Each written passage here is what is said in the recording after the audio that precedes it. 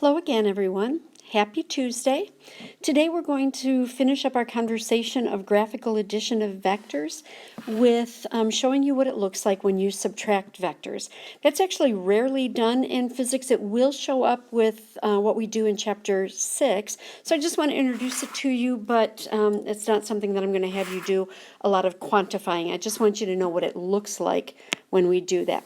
So here's the rule. To subtract vectors, you approach it the same way that you would addition, except you're going to reverse the direction of the vector that is being subtracted. So let me show you what I mean.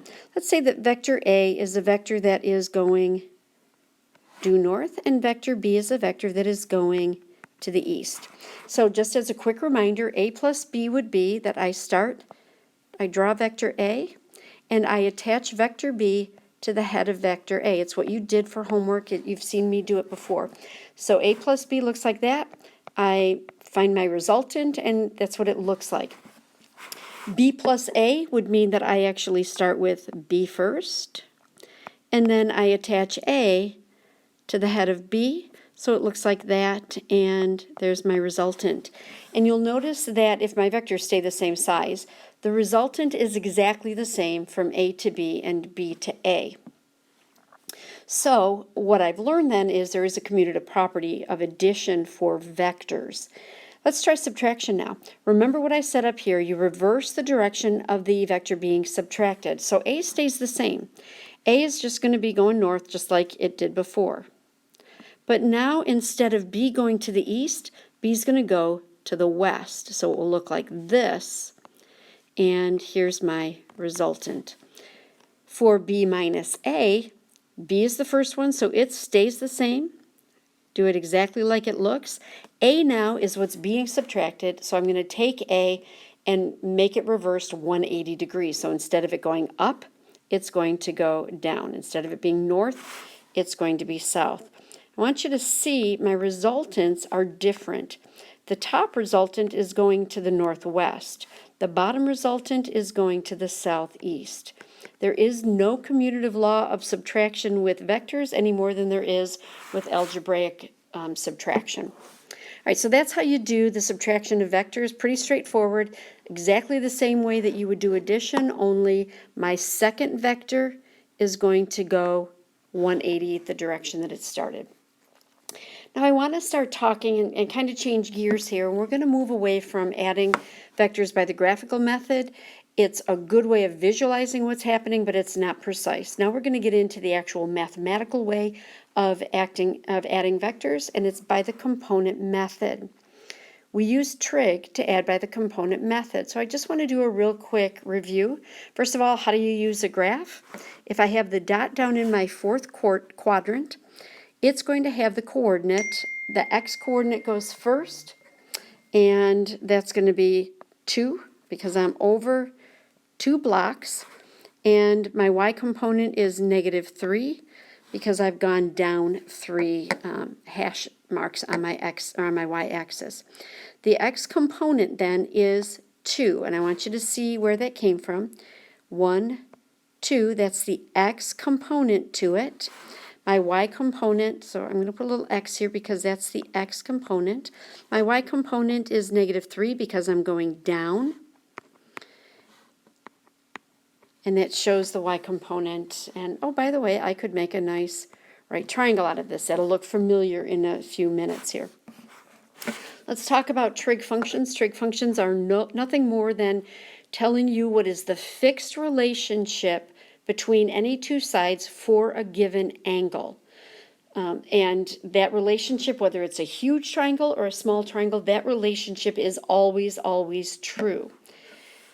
That's what we use it for, to find these relationships. So let's just review what those trig functions are. Sine is opposite over hypotenuse.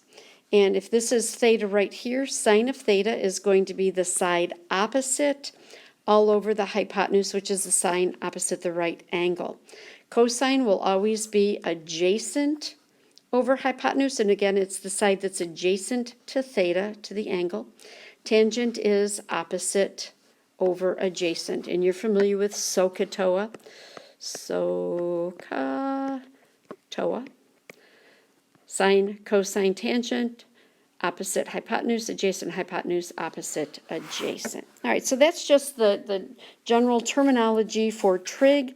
If you're not comfortable with that and you need some extra help, let me know, but I'm not going to take the time here to do that. This is the beauty of trig. This is the beauty of having a right triangle. You can find an angle if you know two sides. Because of those trig relationships, if I know two sides of a right triangle, I can tell you a specific angle. Also, if I know the other two angles, I can do that, but that's not a function that we'll use in this class. You can find a side if I know an angle and a side, or if I know two sides. So all of this trig is just for me to be able to pick pieces out of a right triangle.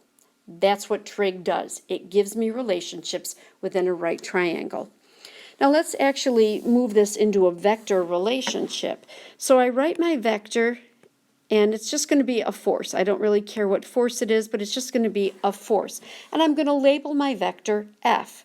Notice that F is the hypotenuse of my right triangle. And if this is theta, then the part opposite theta is the y component of my force. My adjacent part of to my angle is going to be the x component of my force. How much of this is horizontal? How much of my vector is vertical? And using this kind of terminology now, instead of calling it opposite or adjacent, sine of theta is going to be the opposite, but I've labeled the opposite as f sub y all over hypotenuse, which is f. Cosine of theta, cosine means that it's going to be the adjacent then over the hypotenuse, and the line that's adjacent I'm calling the x part of my vector all over f. And tangent of theta is going to be opposite, which is f sub y, all over adjacent, which is f sub x. All I've done is take what we did the page before, and instead of calling it opposite and adjacent, I'm actually giving it a letter.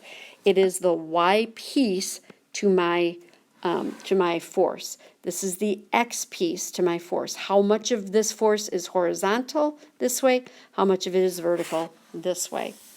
But now let's say I just want to solve for f sub y.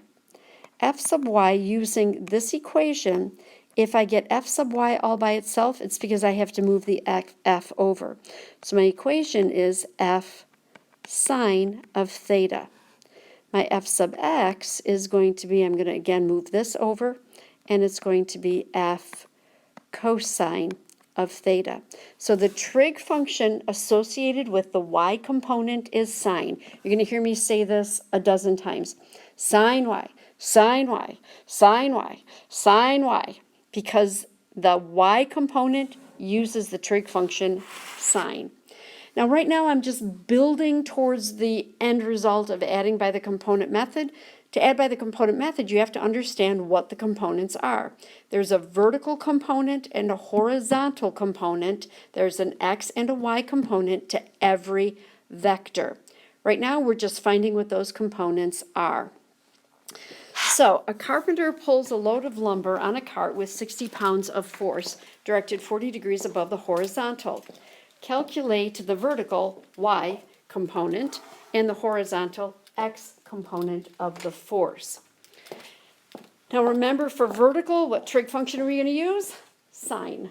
Sine y, sine y, sine y. So I want to know how much of this is horizontal. So I'm going to go ahead and plug it into my equation. F sub y is equal to f sine of theta. My vector, my force, is 60. That's what I was given right here. My force is 60, and it's sine of theta, and theta, I was told, is 40 degrees. So 60 sine of 40 degrees is, give me a second here, 38.6 pounds.